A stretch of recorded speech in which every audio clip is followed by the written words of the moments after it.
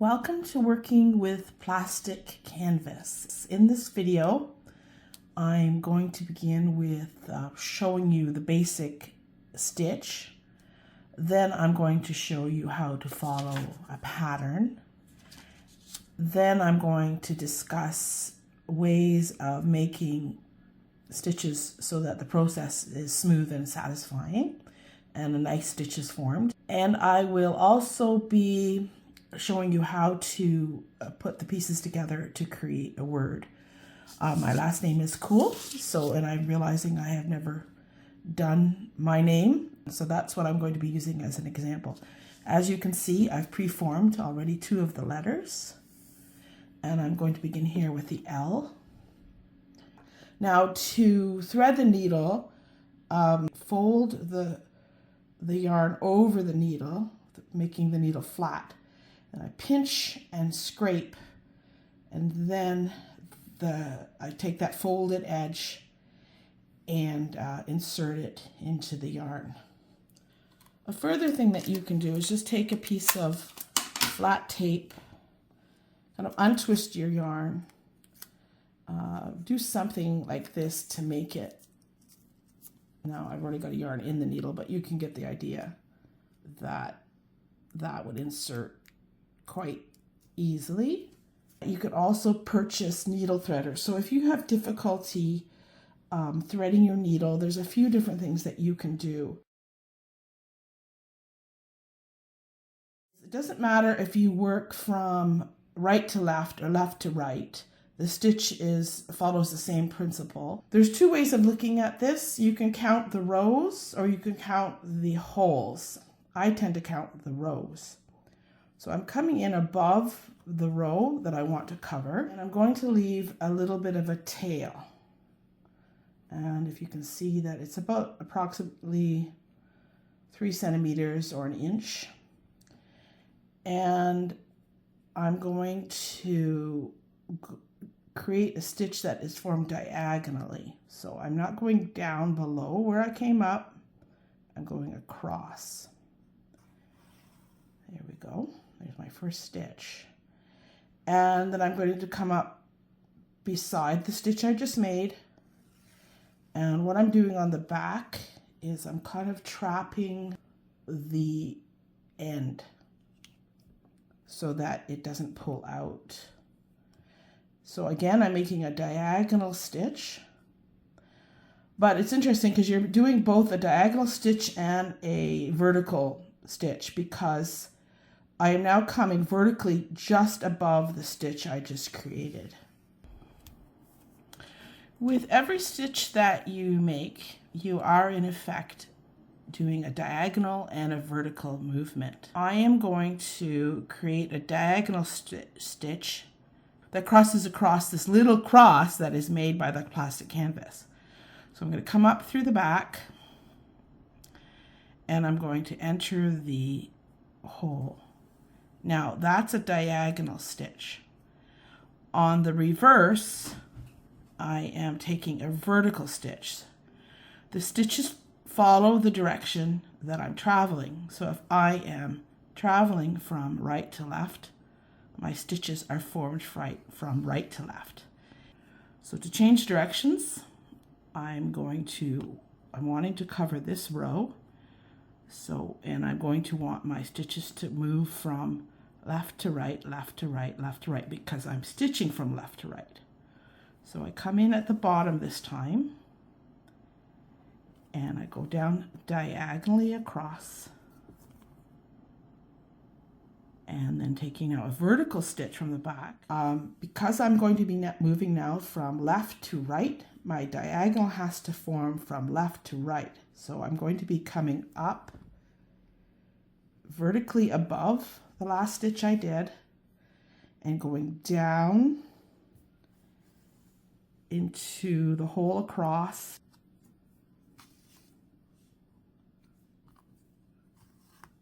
Now, in terms of the tension, you don't have to pull the yarn really hard. Just try to be consistent. So what you want to do is you want to just pull through, tug it, and then release. You don't pull it tight. Just let it be. When you're coming up to a new color, you can in advance trap that yarn so that it's ready to go. I'm going to start my second color. What I'm going to do is I'm going to lay it below and catch it in that stitch. There we go. And you know what? I'm going to just work upside down for a little while. It doesn't matter as long as your stitches are being formed in the right direction. So this just is holding the green, the darker green in place. And see that at the back? Oh, now I've moved over by mistake. I need to come up always vertically above or below where I entered into the canvas, and then diagonally across. And there we go. So this row or line of the plastic and this line are going to be the darker green. So this is the one that I want to cover with the lighter green. I'll make a stitch and then I'll just count to double check. Yes, there's 2 rows available for the darker green. Often I move, especially when the pattern is a bit complicated, I move back and forth between the colors just to keep track of where I am. I'm just getting that yarn out of the way. I'm not going to cut it. I'm working from left to right again. I'm so proud of myself that I haven't gotten my right and left mixed up yet, I don't think. If you do go the wrong way, where you are traveling right to left, but your stitches are being formed left to right, no harm done, because appearance-wise, it looks just fine. What happens, though, is you end up wasting a lot of yarn. It kind of just gets gobbled up at the back, and that's not even that big a deal. It's just that you have to constantly then rethread your needle and start and stop your yarns.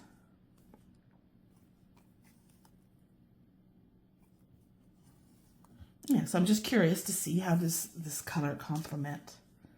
Yeah, I think it's going to look good. I was going to originally do black and white with some colors, but then when I used the violet, I thought, oh, it had a nice darkness to it. So I decided to go with violet and white and then colors as well.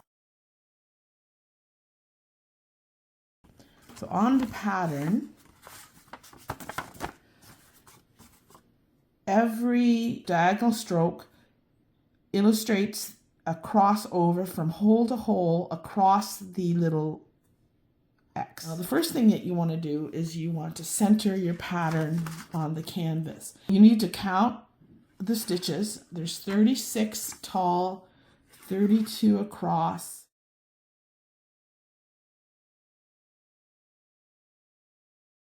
Don't trim your canvas before you stitch it. Have some space around it. I tend to actually count the sticks, except maybe this is more visible, but you could also do it. Okay, I got my edge row, 2 more rows. Let's take a stitch and see how that looks. A couple stitches. So I just did these 3 stitches, 1, 2, 3, and I have left 1, 2, 3 holes below, and I only need 2. But I definitely don't want to take extra space on the side because I don't have any extra. So there's the border, the outer border, plus 1 stick, a line. So I've got the border plus 1 line, or if you look at it, there's a hole, full hole, and then the hole that the stitch is coming through. And that, you can see that's there. Back to the pattern, I can only do 1 more row of green because then I've got to go into the K. So 1, 2, 3. Put my next 3rd row up. So this is 1, 2, 1, 2. I only have room for 1 stitch of green. There it is. and then above that I need 2 again. Now I'm on my 1, 2, 3, 4, 5th row. 1, 2, 3, 4, 5. Now I need 3 stitches of the green. And then above the 3 is 4. And I can see I've got 2 rows of 4. So let's just do that. 1, 2, 3, 4, 5, 6, 7, 8. The 8th row is my 5 stitches. So let's take a comparison here. 1, 2, 3, 4, 5, 6, 7, 8. Yes, my 8th row has 5 stitches. So the K, let's count. 1, 2, 3, 4, 5, 6, 7, 8, 9, 10. So starting, see, it is just a little single isolated stitch if you look at it vertically. Starting there. Moving again from right to left.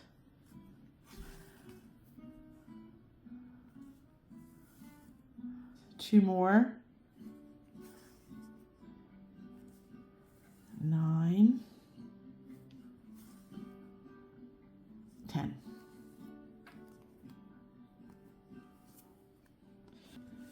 So moving 1 stitch over to the left means I'm not coming up here, I'm coming up here. So we're looking at the 4th row up. 1, 2, 3, 4. And it's exactly like the row below it. So I just have to repeat that. I'm going to leave this also aside for the moment. I'm moving back and forth between the colors. I find that helpful because otherwise it can get confusing. So at some point, this vertical line and this diagonal line are going to meet.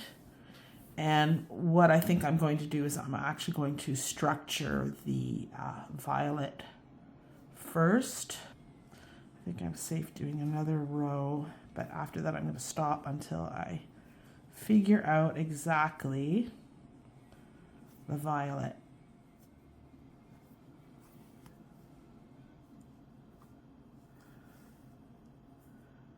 If you like puzzling, this is a bit of a puzzle. It's good for your brain. There's actually a lot going on because you're controlling your stitch, starting and stopping, doing all kinds of things. But I think it's going to look good. So if you find this interesting, do it this way. If you don't, if it's too much, then just stick to 2 colors.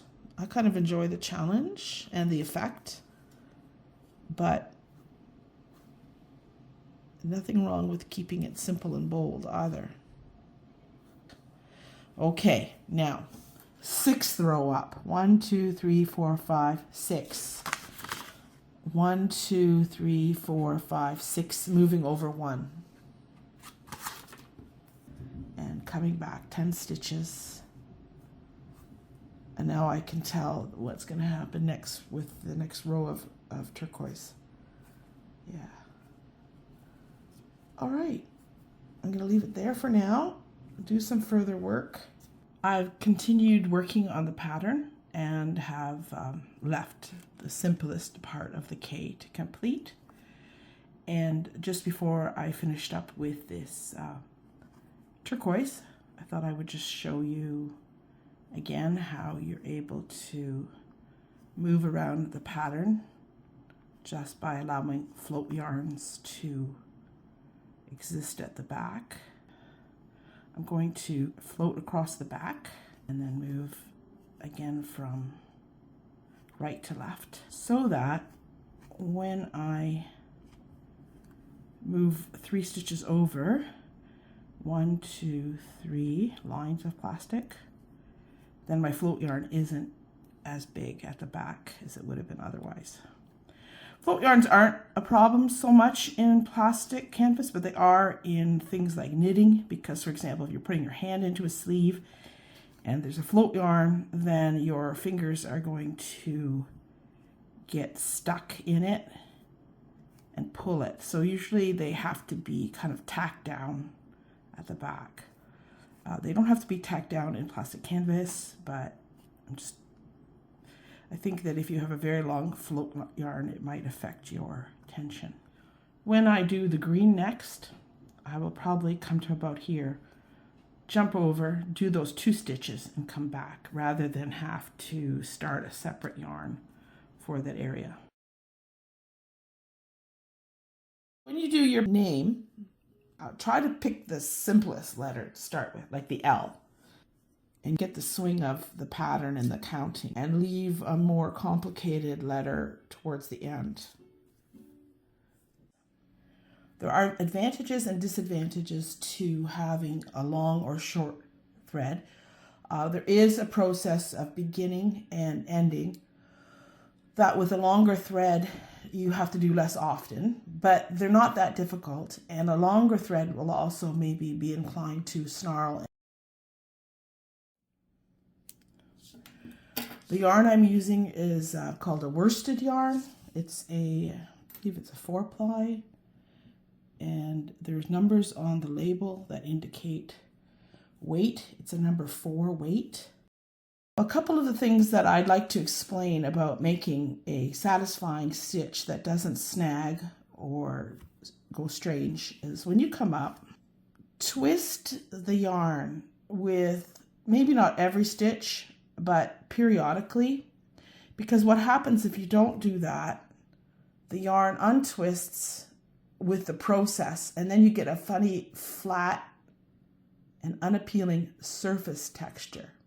So when the twist is added back in, it has more body and it has a better appearance. Just twirling the needle away from myself, and that is re-establishing the twist of the yarn.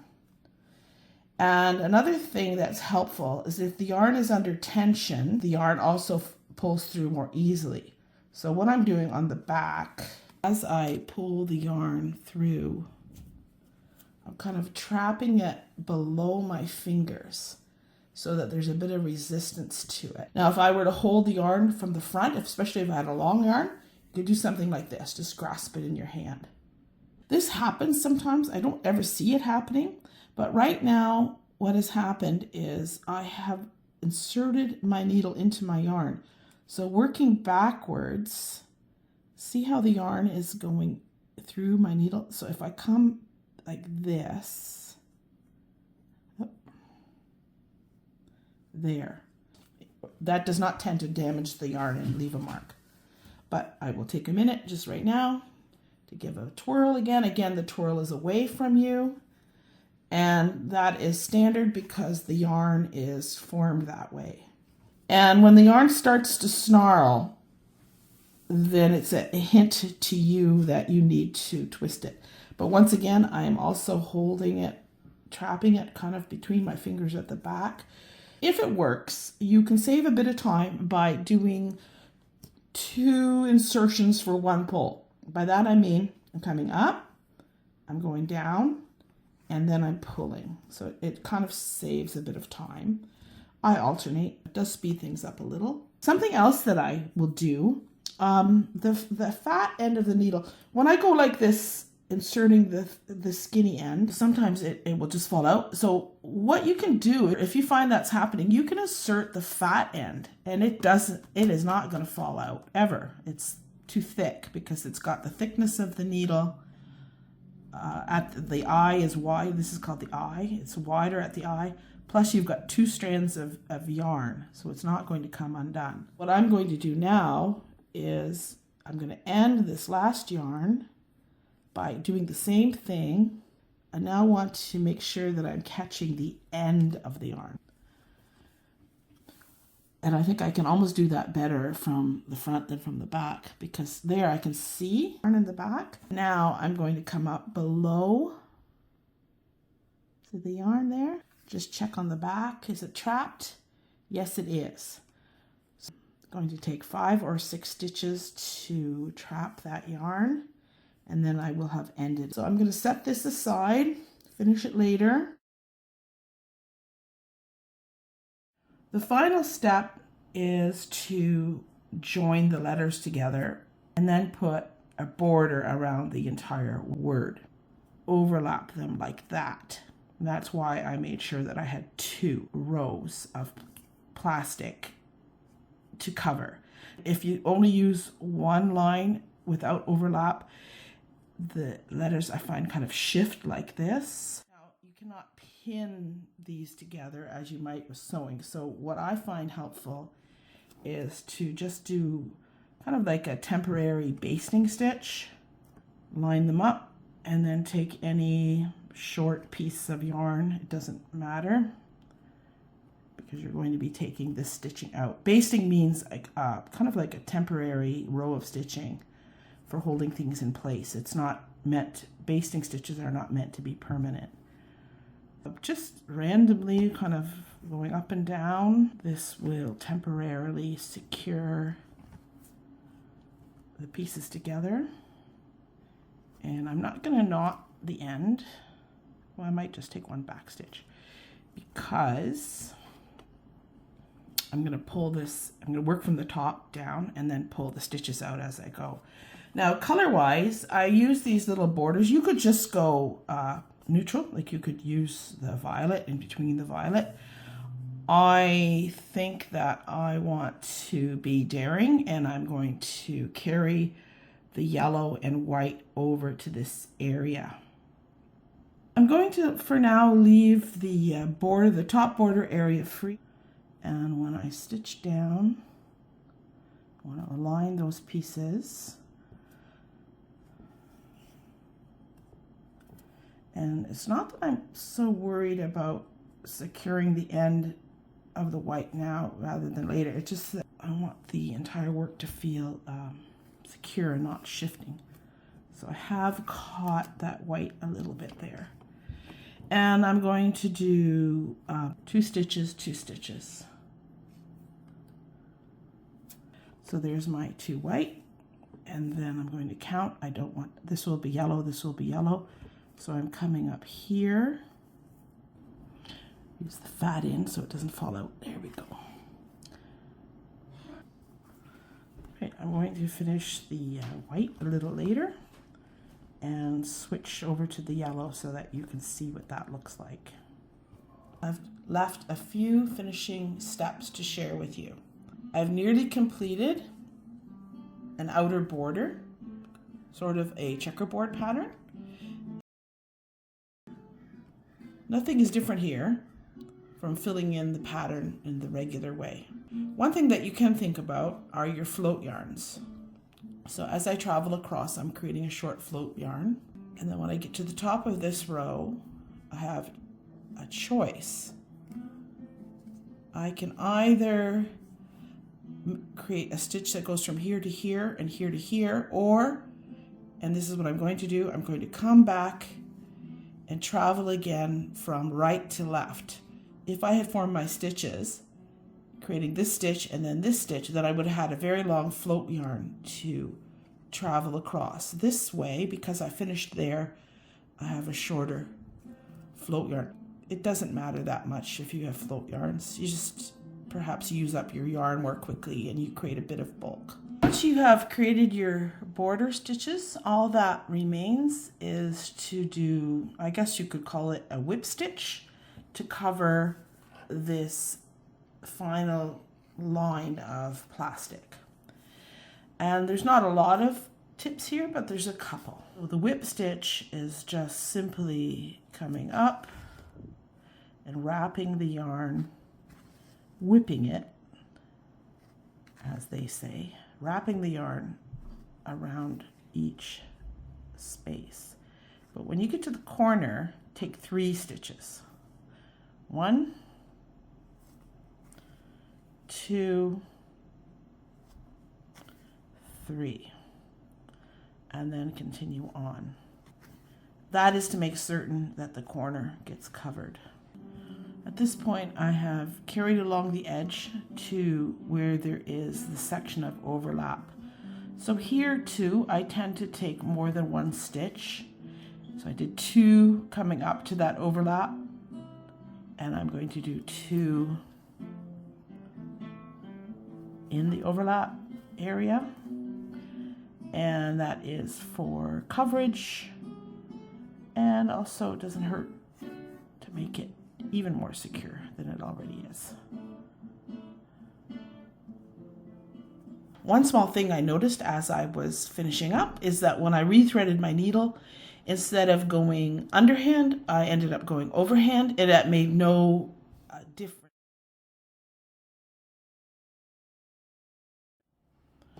I have now completed the word cool, and I'm quite pleased with the result. I just want to discuss the back, because good textiles, the back should be finished as well.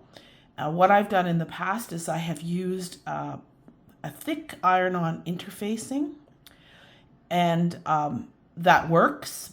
But if you try something like that, I want to give you some pointers because you have to be careful.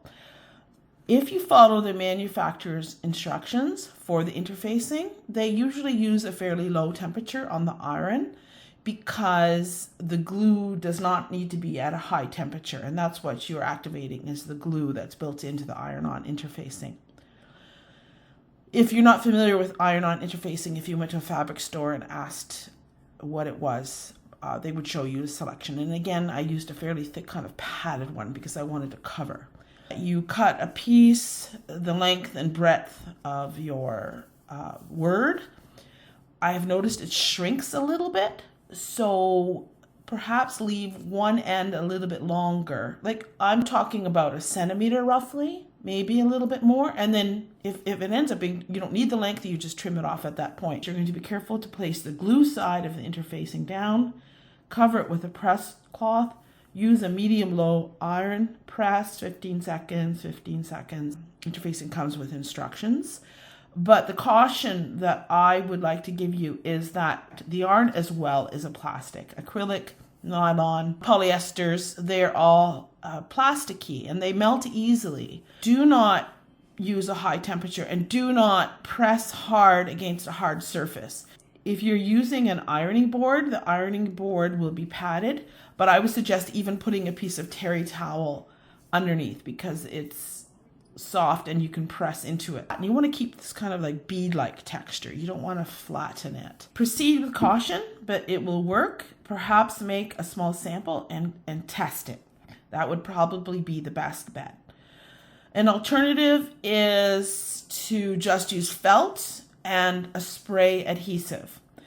Now, I have found that after a couple years of pulling my samples in and out, showing people, the interfacing seems to be lifting slightly. So what I could do is I could just come to the front and go in and out and maybe just tack down around the corners. And it should be invisible if you're working from the front. It's good to have a perspective on how long it takes. This would be in the category of slow stitching, where you're just watching the colors evolve, and that's why I try to emphasize a satisfying stitch, because you don't want to be fighting with the yarn. With this technique, you don't want to really be in a hurry. In an evening, if I were to work on a letter, I won't quite get a letter finished. Not a super fast process. But at the same time, you're like, oh, look at what I just got done.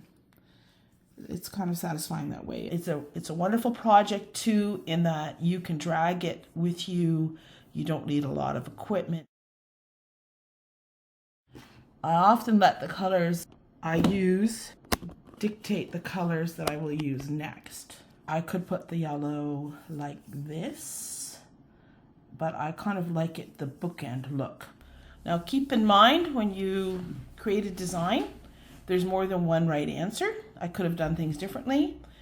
It would not necessarily have been better or worse.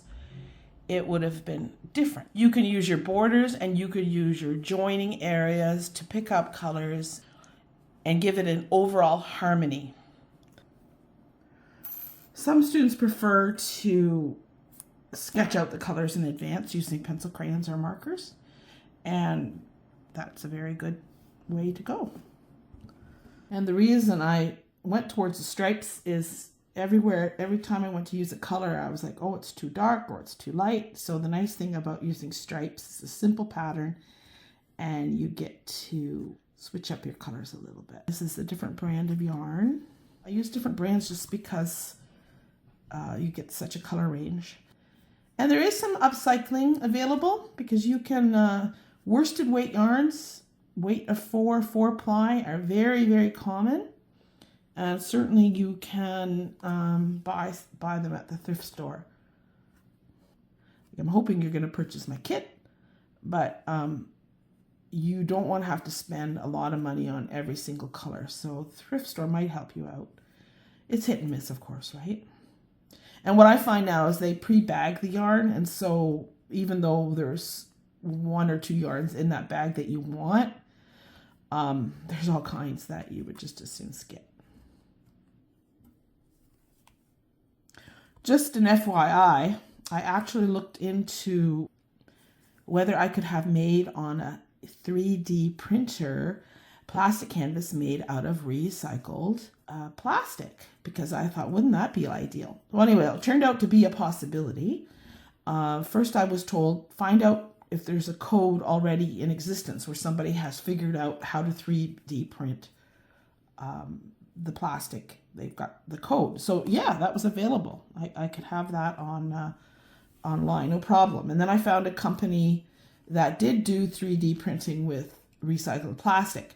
So the problem is though, a piece not even 4 times the size of this letter, like, yeah, smaller than that. Like, I think it was like 10 by 12 inches or something like that, was going to cost $24. And that was already a few years ago. It's something I should revisit, because maybe printing with recycled plastic will become more economical. I have sourced a company, though, where the plastic is made in the US rather than being imported from afar. So I think that's a good thing. The beauty of plastic canvas and why it is a age-old technique, and I put it under the category of love of lost arts. So it's not been lost, but my goal has been to kind of funkify it a bit, bring it up to date. The word plastic is actually a noun that comes from the idea of something being plastic. The word plastic means versatile. Plastic canvas is great because you can just pick it up and start stitching. It can be worked with to create 3-dimensional forms. You can do all kinds of things with it. When you do embroidery or any kind of stitching, you have to take the fabric that you're stitching on and place it in a embroidery hoop, stretching it so that you have a firm, tight surface that resists the stitch. If the surface does not resist the stitch, the fabric is going to be gathered and made to pucker. When plastics are not being misused, as they are with too many things needing to be recycled, they're actually wonderful and important. And you don't want them to be disposable, but this is not going to be a disposable project. I wish you all the best and that you will have joy discovering Kool Kanvas creativity.